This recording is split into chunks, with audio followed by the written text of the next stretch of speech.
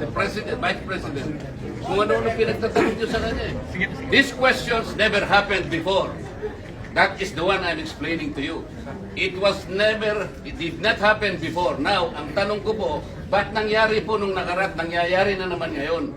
We are talking of the office, not the person. Motion was introduced. You may not like the person, you may not like her presence here, but you have to respect the office of the Vice President. That is all.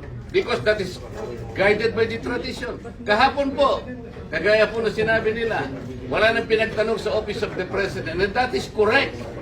That is in line with that tradition.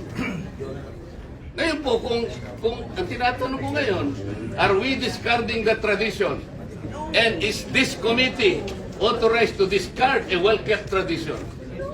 O kaya nga, then why are we intending to ask questions na naman at pinatawag nyo na naman kung sino-sino dito?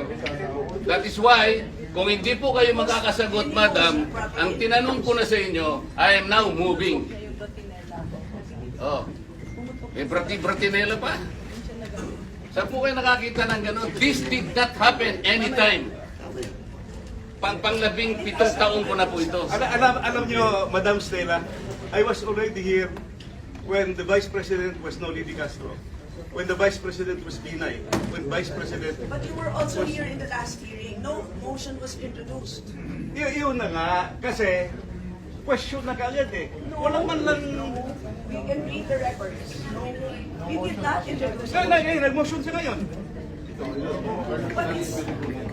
Parliamentary muna. Parliamentary muna. The first thing is that is the manifestation of Congressman Dante Marcoleta, and it should be answered by the members. If the motion, then after that, Marcoleta will go to that motion. Hindi pa nga nasagot eh. Will we let just Marcoleta to speak? And then move to the motion? Sagutin muna. Sagutin muna Okay, yung point niya. the chair will answer. Yes, you can introduce a motion, but have a member introduce it. No. Before we move a motion, parliamentary lang tayo. The rulings of the chair form part of the proceedings of this committee and of the House. So you have to answer the question. Sagutin muna. Yes. Then saka mag-move. Kung may Yun. mag-move. Oo. Okay, settle. Yes. Rulings of the chair form parts of the rules because it will set a precedent. So if we will set a precedent now that we are discarding traditional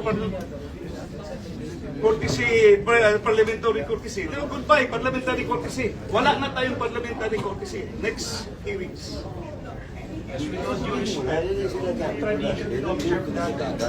Dapat members answer your query or your manifestation. Then, Anong member is chairman na tinatanong ko? Pira naman na.